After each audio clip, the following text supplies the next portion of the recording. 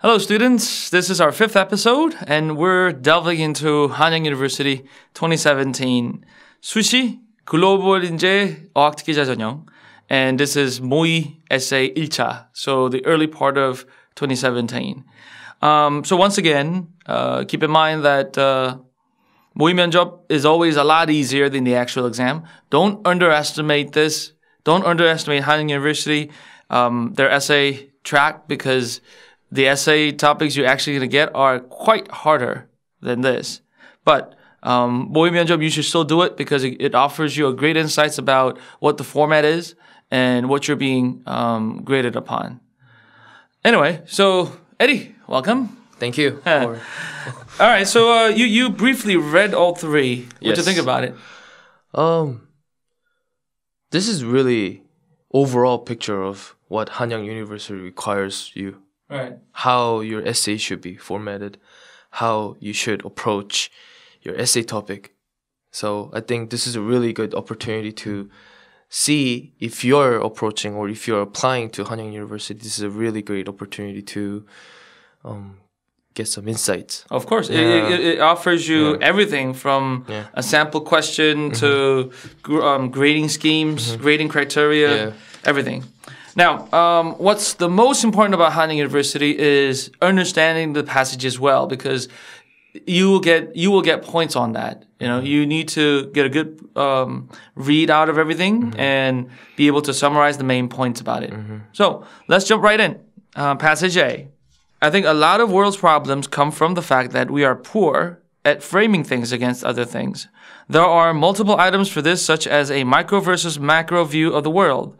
The micro view is the big picture way to look at things. This type of thinking is ideal for setting your goals and creating a long-term plan to acquire them. It is a mindset that will give you a continuing sense of perspective.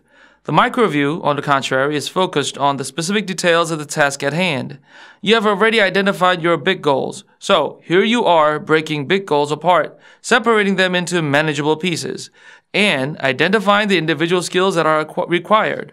This is the type of mindset that you can use as you approach your daily routine. Quite simple, don't you think? Yeah. And simple. Just giving you... I guess introducing the idea of what micro and macro view. Macro is the big picture way, and micro, on the contrary, specific details of the task at hand. Yeah. And if you break your life apart in micro view, while you still look at the your life as a whole in macro view, you might do quite well. Yeah. They say. All right. So passage B. Economic theory developed considerably between the appearance of Adam Smith's The Wealth of Nations and the Great Depression, but there was no separation into microeconomics and macroeconomics. Economists implicitly assumed either that markets were in equilibrium or that in the event of a transient shock, markets would quickly return to equilibrium. The severe and prolonged global collapse in economic activity that occurred during the Great Depression changed that. It was not that economists were unaware that aggregate variables will be unstable. They studied business cycles. The economics profession has thus had essentially two theoretical systems, one to explain the small picture, the other to explain the big picture.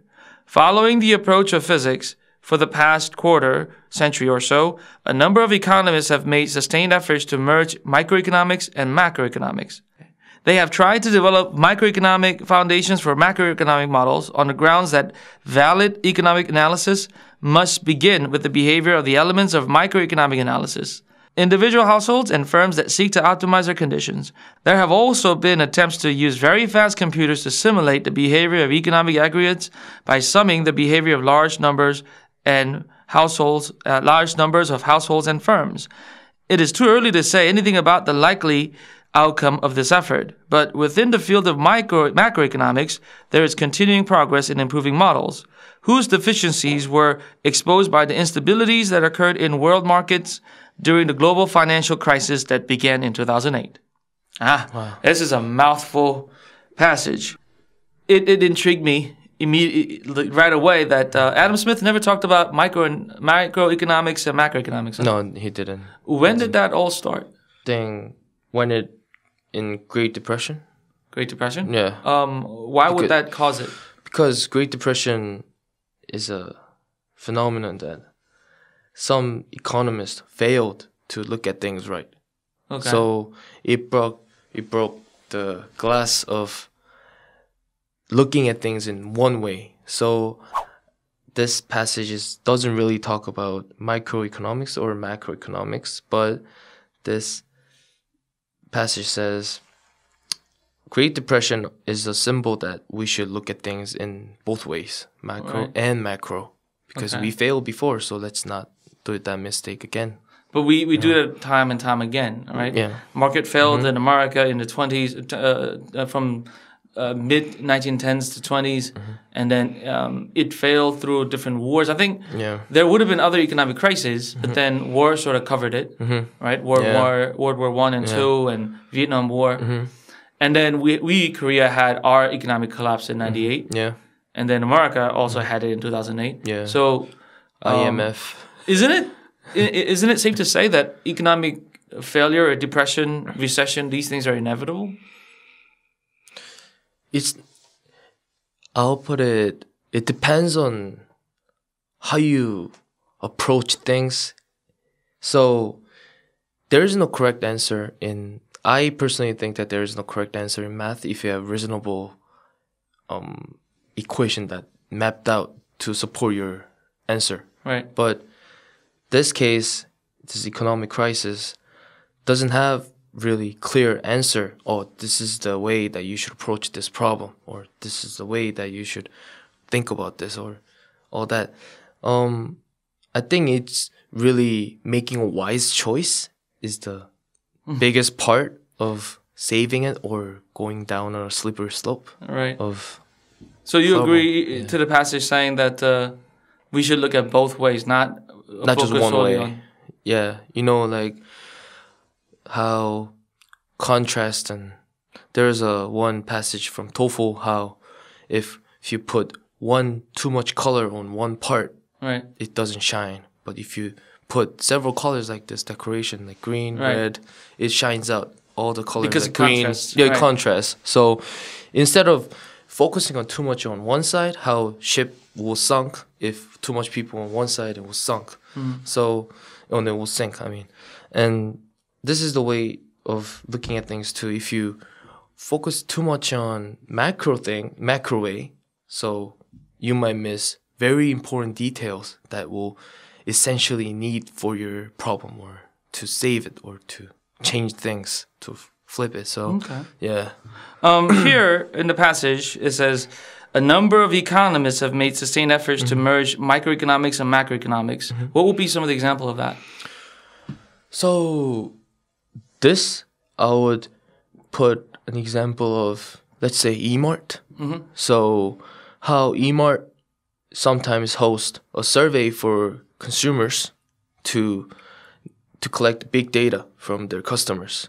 So they will host the questions like, oh, what are you here for? Or what products do you usually look for? Or what kind of products do you usually look for? Or what brand do you prefer? Or what should be displayed at the front desk? Right, I have that experience. I was waiting to check out, right? I had all these groceries and it was in the evening, so there's a long line. Yeah. And while I was waiting, a lady approached and asked me for a survey, and they said, you're going to wait anyway. Yeah. Right? If you do this survey, I'll give you, 5,001 coupon. Yeah. Or Starbucks gift cards. Yeah. And I ended up doing it.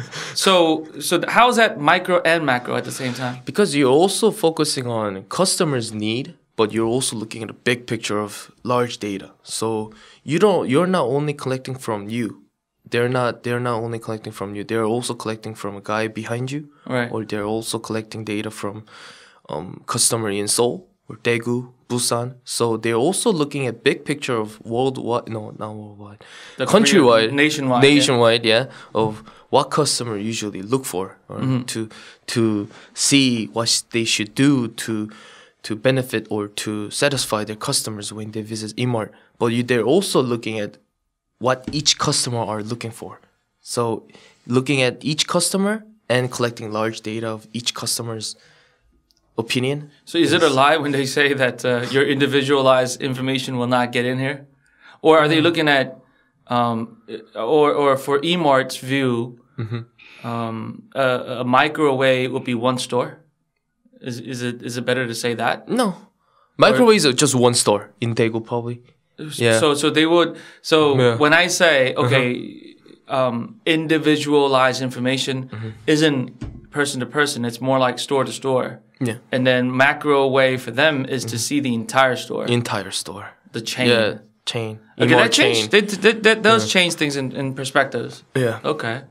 And I think my example here is Google. I know Google's been supplying Google Books, those $25, $100 laptops to school students. Basically almost free. And with it, all they require is they, make their emails, email accounts on Google, right? Yeah. Or a Google Book. So it will only work if you have Google account, right? To log in. And I think they say that's the future of the classroom, right? Kids come in and each get their own Google Book. Yeah, ebook. Yeah, right? Google And Books. Yeah. it doesn't have to be yours, or it doesn't have to be. You could use the computer that your friend used because when you log in, it refreshes, right? Oh.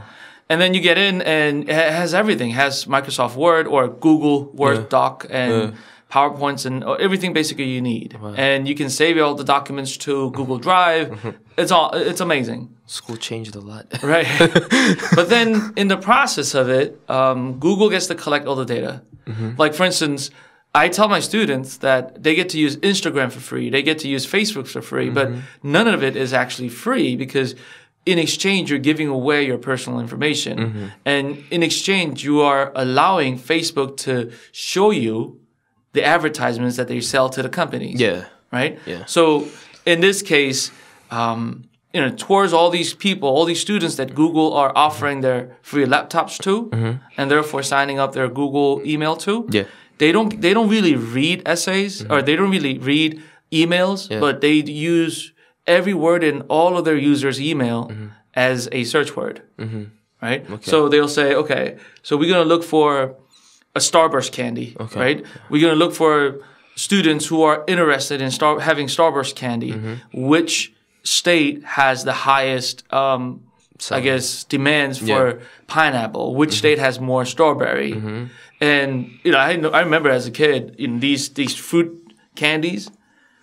We call it maichu in Korea. Maichu, maigumi. Right, and if I like strawberry, and it's supposed to have one strawberry, one orange, one lemon, and one pineapple, and whatever. And if you happen to find two strawberries, you feel lucky, right? And you might do that you're able to do that. And Google might be the only company in America who can say that they have the data over the entire national sixth graders on who like the Starburst candy, right? Yeah. Who likes to sit on specific things, and they can search. Sixth graders search. I guess my reference is kind of old, but Miley Cyrus or Eminem. I'm old, guys. Eminem. Yeah. Wow. They're legends, though. Kendrick Lamar is Kendrick Lamar. He's still alive. He's good. I remember. Why don't you say Tupac and Biggie? Well, anyway. I remember. Anyway, so Google might be the only people who can say that we have information of these guys, right? Yeah. So here. When Google provides all these information or provides laptops, they collect macro information of every student who's using ebooks. Right. Yeah. But then at the same time, I think they get to serve these macro information in a micro way. Yeah. But once again, we're living in a global society, so no longer micro is about each household or each family. It's more like cities and states. Because Google or Amazon, they're gonna think state level and even government level, right? For Amazon, Korea might be an equivalent to a state, not an entirety of a nation. Though there are a lot of people living here, right? Yeah. So they're gonna say, okay, should we sell to Korea? Should we sell to Japan? Should we sell to do this? How should we make it interesting for this and that country? And that's still micro, though to us, it's macro. Yeah. So I think there are ways to serve micro and macro together, because my Google account, and I talked about this with Tom before. When I log into my Google, it will show me the news articles that I'm interested in and political affiliations that I'm supporting towards, right? So that's serving my microeconomic needs in a way, my micro environment, my microclimate, my micro political climate.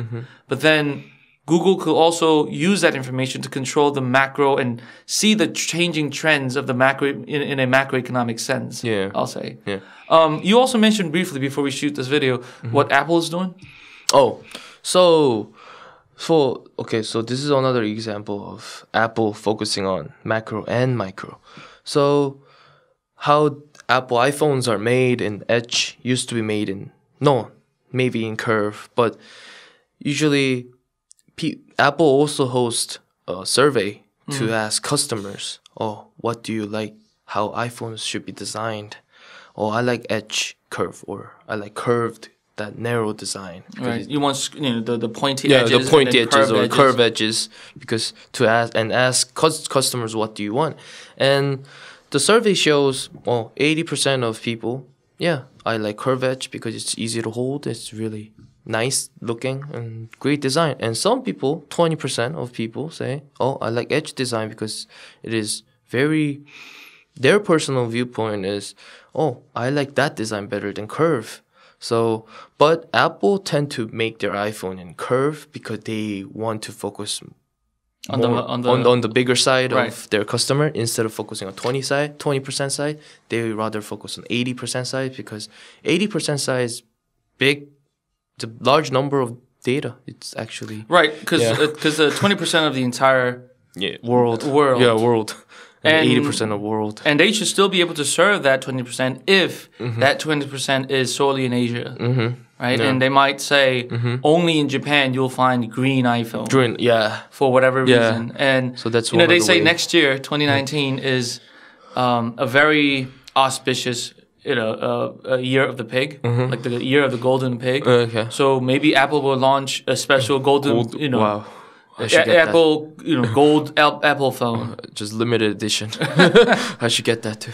Okay. Well, but one thing to note here is when people talk about micro and macro, they think about, or how did you learn in an economics class? Economics class. Micro is household and macro is government? Yeah. Macro is, so my professor actually explained, so if you want to save one company, so let's say if Samsung is about to bankrupt, but it will not happen. But if the Korean government wants to save one country, it's a micro way of approaching Samsung to save it. But if you want to develop or improve Korea's economy as a whole, so everybody lives well and everybody's happy, it is really macro way of approaching things is right to do. So yeah, that's what I learned in economics class. So macro, but in a I guess textbook definition, micro is more of a individualized household.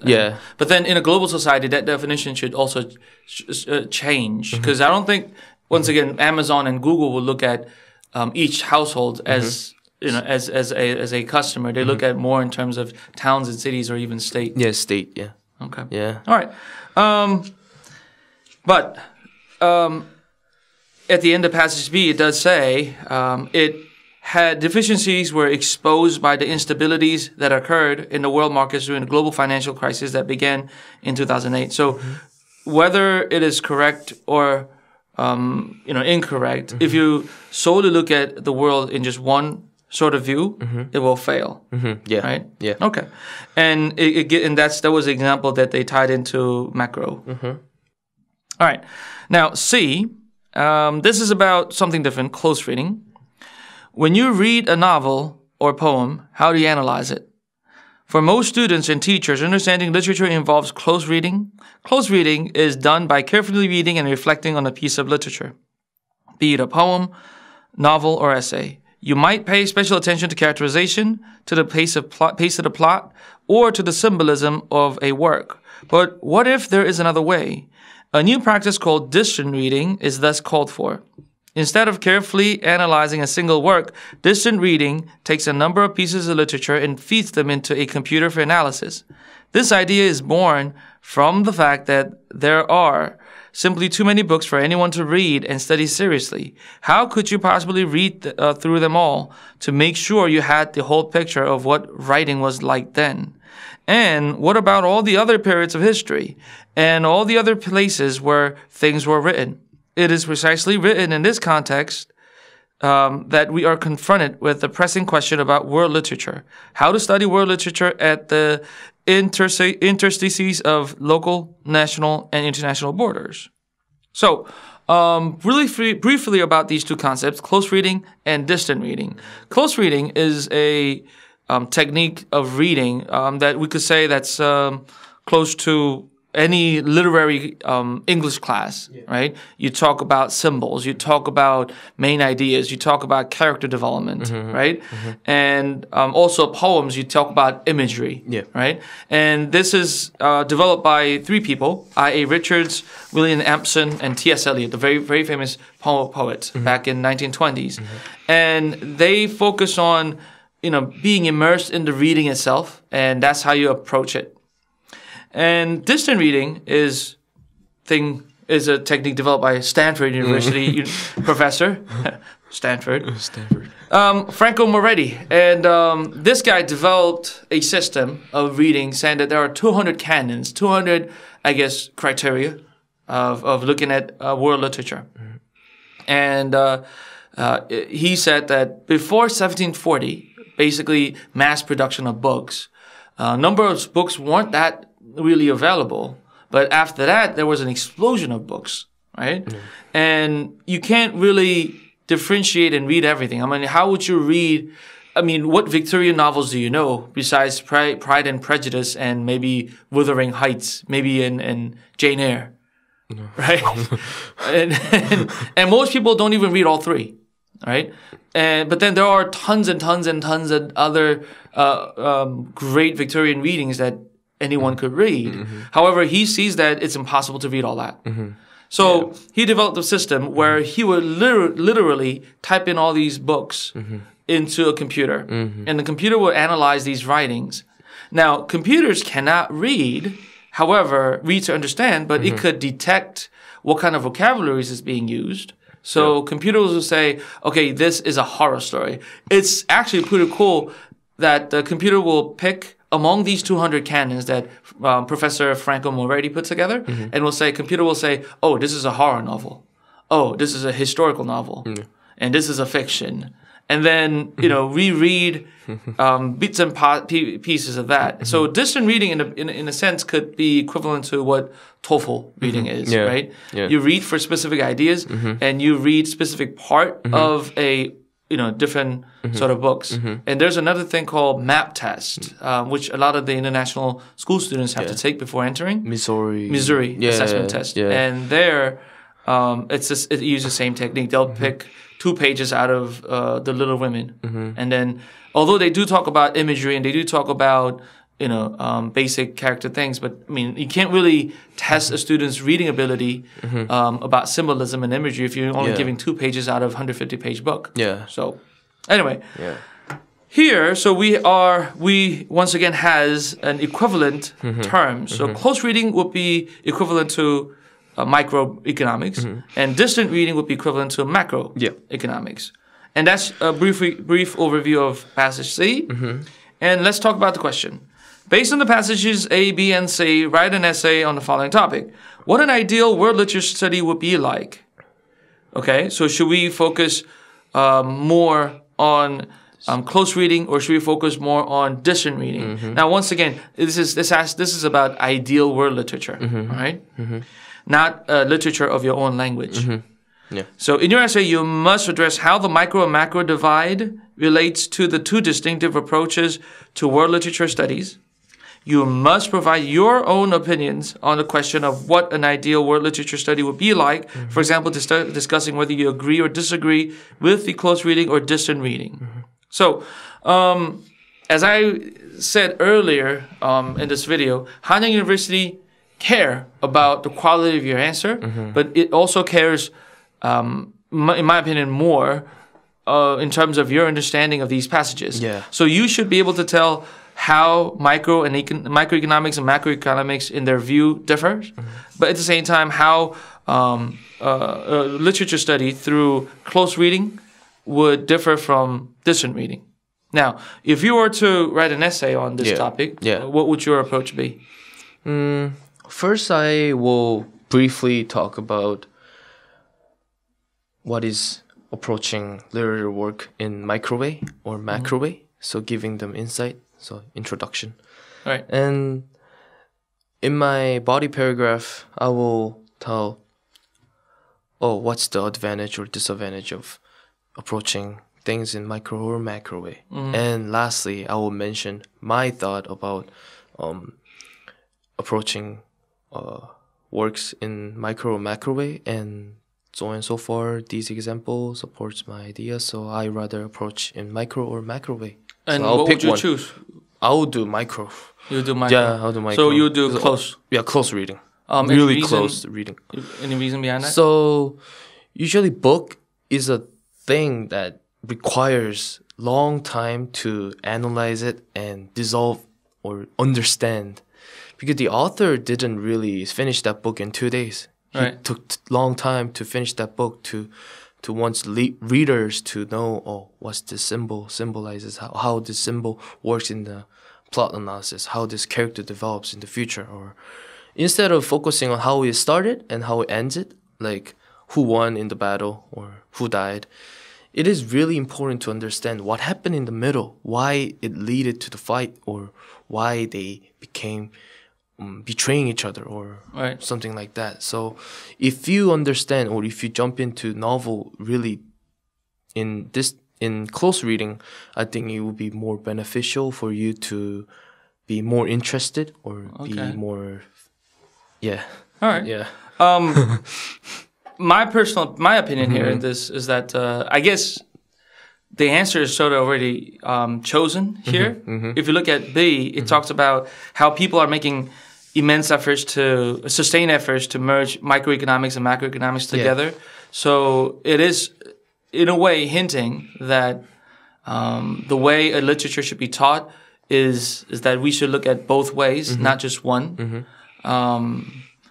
But I think my world-lit education, I remember when I was in English class back in, I think I was in 10th or 11th grade, I read a book titled Things Fall Apart, written by an African author about African society, Okwan Ko, the main character.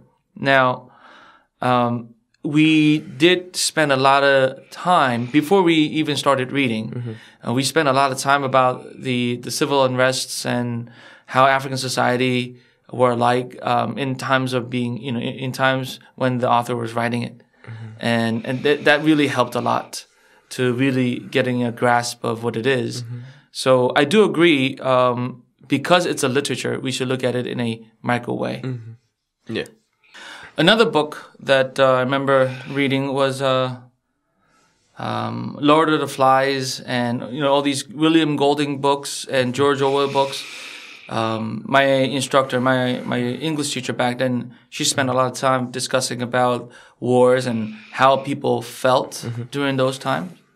So, it helped a lot in understanding the literature itself. So unless we study it that way, and I don't think we need to read all these books. There's a famous proverb in Taoism saying that if you want to know the contents of this glass or the pot, right, the kettle, you don't really have to drink it all. You can just taste a single drop of it, and you'll be able to know whether it's water or wine, right?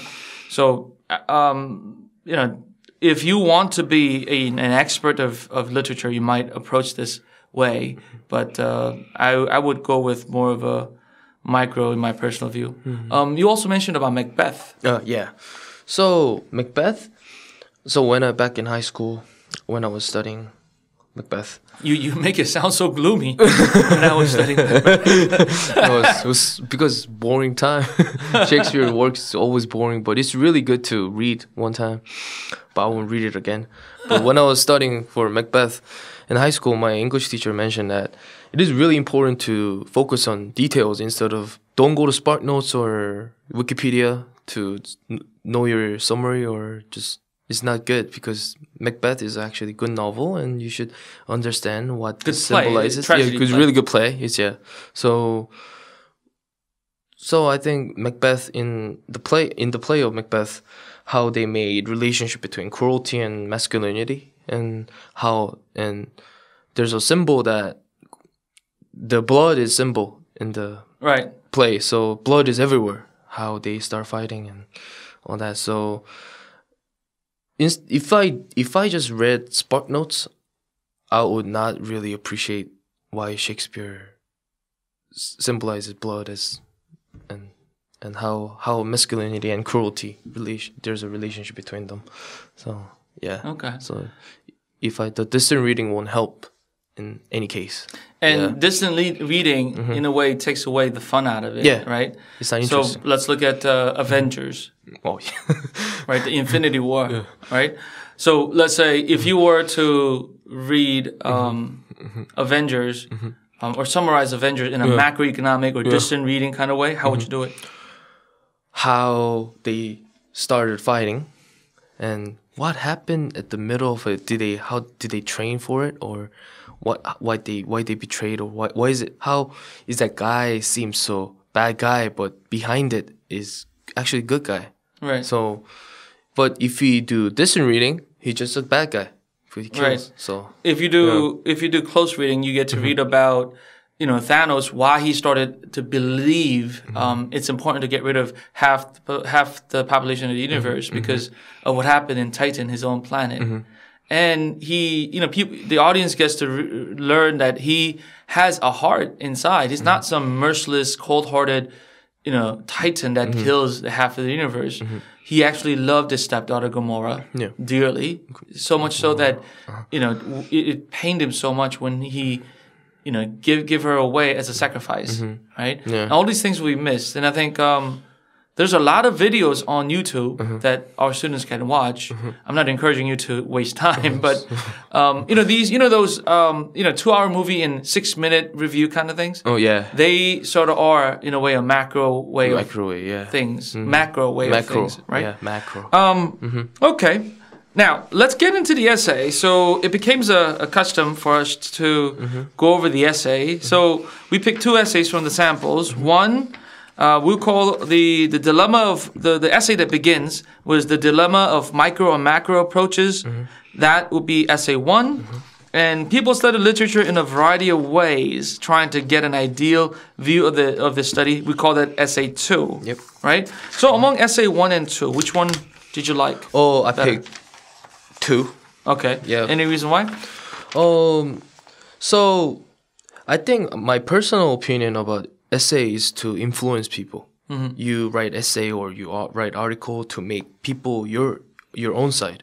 So if you really express your opinion, I think it is really better to why I feel this way. And I think essay should include personal feeling of it.